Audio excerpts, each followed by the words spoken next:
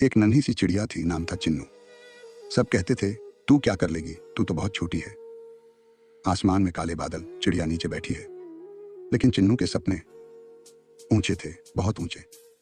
एक दिन भयंकर तूफान आया, सब पक्षी पेड़ों में छिप गए। मगर चिन्नू ने कहा, जो डर गया वो उड़ान कैसे भरेगा।